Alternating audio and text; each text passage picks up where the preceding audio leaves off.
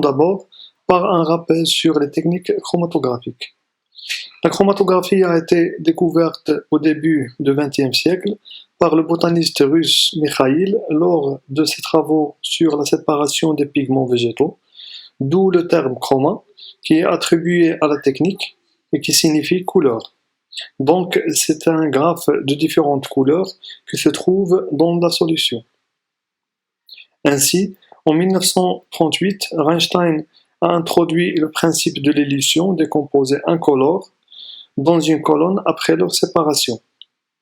La chromatographie est depuis très largement utilisée dans la séparation, l'identification et le dosage des constituants chimiques dans des mélanges complexes. On peut définir la chromatographie comme l'ensemble de méthodes qui assurent la séparation des constituants d'un mélange en utilisant deux phases non miscibles.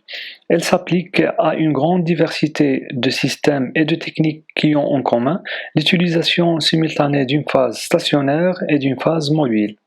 Donc, le principe de la chromatographie se repose sur la séparation des constituants d'un mélange qui sont entraînés à travers la phase stationnaire par le flux de la phase mobile. Les séparations résultent de la différence entre les vitesses de progression de la phase mobile. Les méthodes chromatographiques, bien que très diverses, peuvent se résumer en deux catégories: la chromatographie planaire et la chromatographie sur colonne. En chromatographie planaire, la phase stationnaire est supportée par une plaque ou dans les pores d'une feuille de papier et la phase mobile, qui est liquide, se déplace à travers la phase stationnaire par capillarité et parfois aussi par gravité. Cette technique comprend principalement la chromatographie sur couche mince et la chromatographie sur papier. En chromatographie sur colonne, la phase stationnaire est maintenue dans un tube étroit et la phase mobile progresse dans la phase stationnaire sous l'effet de gravité ou sous pression. Les techniques chromatographiques sur colonne se classent en deux groupes selon la nature de la phase mobile qui peut être liquide ou gazeuse, d'où les appellations chromatographie liquide et chromatographie gazeuse. Comme le montre ce tableau, la chromatographie gazeuse répertorie deux types en phase gazeuse et 5 types pour la chromatographie liquide. La classification se fait selon la nature de la phase stationnaire et le type d'équilibre entre les phases, tels que la polarité et l'hydrophobicité, la charge électrique de soluté, la taille et la forme, ainsi que l'existence de structures particulières qui permettent d'établir des liaisons spécifiques.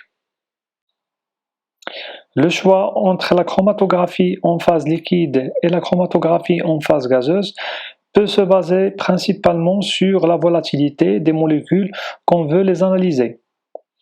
En effet, la chromatographie gazeuse s'applique aux espèces qui sont suffisamment volatiles et thermiquement stables à des températures allant jusqu'à centaines de degrés Celsius. On trouve énormément de composés possédant ces qualités, tels que les composés à faible poids moléculaire, comme les hydrocarbures et les huiles essentielles. On peut aussi employer la chromatographie en phase gazeuse pour analyser des mélanges de composés qui ne sont à la base pas très volatiles. En fait, pour améliorer la volatilité d'une molécule, on peut diminuer sa polarité par dérivatisation, qui est une transformation de certains groupements chimiques très polaires en d'autres se prêtant mieux à la volatilisation. Comme c'est le cas des acides gras, qui sont transformés en ester méthylique d'acide gras pour être analysés en GC. Les principaux avantages de la chromatographie liquide par rapport à la chromatographie gazeuse peuvent se résumer en 3 points. Le premier, c'est la température, qui est peu importante dans la chromatographie liquide, alors qu'elle atteint des centaines de degrés Celsius en GC. Le second, c'est le débit de la phase mobile, qui est plus constant en chromatographie liquide. Et enfin, le troisième point, c'est le grand choix de phases mobiles et de phases stationnaires qu'on le trouve en chromatographie liquide. Cependant, la chromatographie liquide présente des inconvénients tels que le coefficient de diffusion du soluté dans la phase mobile, la pression élevée qui est due à la viscosité du solvant et le temps d'analyse qui est relativement plus long par rapport à la GC.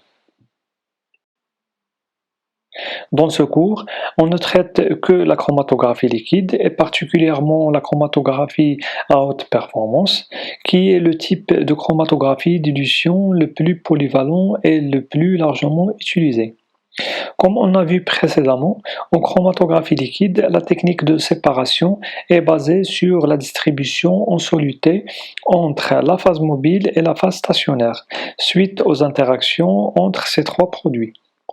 Le soluté se sépare par un processus dynamique au cours duquel les molécules sont entraînées à travers une phase stationnaire par le mouvement de la phase mobile.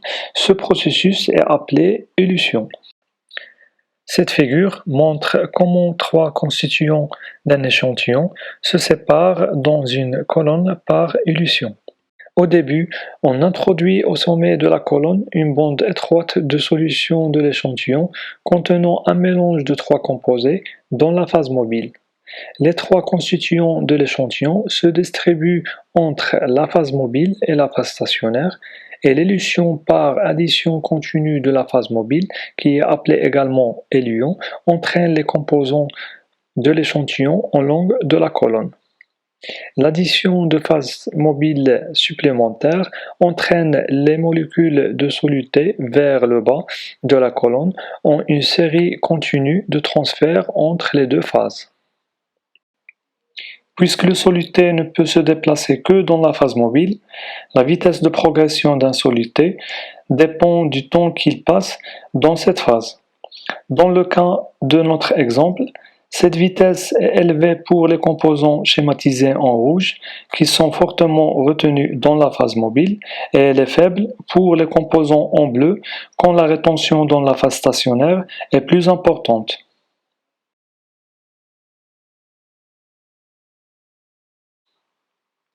Les différences entre ces vitesses amènent à la séparation des constituants de l'échantillon. Et un détecteur qui répond à la concentration en soluté est souvent placé à la sortie de la colonne. Son signal est enregistré en fonction du temps sous forme d'une série de pics qu'on appelle chromatogrammes. Le chromatogramme obtenu est utilisé à la fois en analyse qualitative et quantitative. En effet, grâce au chromatogramme, les positions des pics sur l'axe du temps permettent d'identifier les constituants de l'échantillon, alors que les aires sous les pics donnent une mesure quantitative de la quantité de chaque espèce. On peut également évaluer à l'aide du chromatogramme la performance de la colonne. Le chromatogramme est caractérisé par un T0 qui correspond au temps d'injection de l'échantillon, un temps mort Tm qui correspond au temps que met la phase mobile ou un composé non retenu par la phase stationnaire pour traverser la colonne, un temps de rétention Tr qui caractérise chaque pic du chromatogramme et qui est défini comme étant le temps requis pour que le soluté atteigne le détecteur après l'injection de l'échantillon. Il correspond à la concentration maximale de soluté à la sortie de la colonne, c'est-à-dire dans le détecteur. On définit également le temps de rétention réduit du composé, Tr', qui correspond au temps que le composé passe dans la phase stationnaire. Ce temps est exprimé par la différence entre le temps de rétention et le temps mort. Le pic de chromatogramme a un profil rectangulaire. En effet, à la sortie de la colonne, il se retrouve déformé suivant une loi statistique approximativement normale. C'est une courbe de Gauss, ou appelée encore la cloche de Gauss. Cette courbe est caractérisée par deux paramètres essentiels qui permettent d'évaluer l'efficacité de la colonne et qui sont exprimés en secondes. Le premier est la largeur de pic à sa base, qui est extrapolée par des tangentes aux deux branches et passant par les points d'inflexion de la courbe de Gauss. Le deuxième paramètre est la largeur de pic à mi-hauteur, c'est-à-dire à 50% de la hauteur de pic. Expérimentalement, la largeur à mi-hauteur est plus facile à déterminer que la largeur à la base de pic. Les colonnes utilisées en chromatographie sont caractérisées par le volume mort qui est équivalent au temps mort mais en volume. Il correspond au volume occupé par la phase mobile dans une colonne. Autrement dit, c'est le volume de la phase mobile écoulé pour qu'un composé non retenu soit élué. Et il est exprimé en fonction du temps mort multiplié par le débit de la phase mobile. Les colonnes sont également caractérisées par le volume interne et le volume de la phase stationnaire. Le premier correspond au volume de la colonne. Généralement, les colonnes sont cylindriques et leur volume interne se calcule donc à partir de leurs caractéristiques géométriques telles que le diamètre interne et la longueur de la colonne. Le volume de la phase stationnaire est complément du volume mort dans la colonne. Ce volume n'est pas accessible sur le chromatogramme, mais on peut le déduire en calculant la différence entre le volume interne et le volume mort. Enfin, on définit la porosité de la colonne qui correspond au rapport entre le volume mort et le volume interne. Revenons au temps mort de la colonne. Ce temps est déterminable sur le chromatogramme à condition que l'un des composés détectés soit non retenu par la phase stationnaire. Donc, on peut le déterminer expérimentalement, soit par élution d'un composé non retenu, ou soit par la modification du signal au détecteur. Le temps mort peut être également déterminé par calcul en utilisant la relation entre le temps mort et le volume mort de la colonne.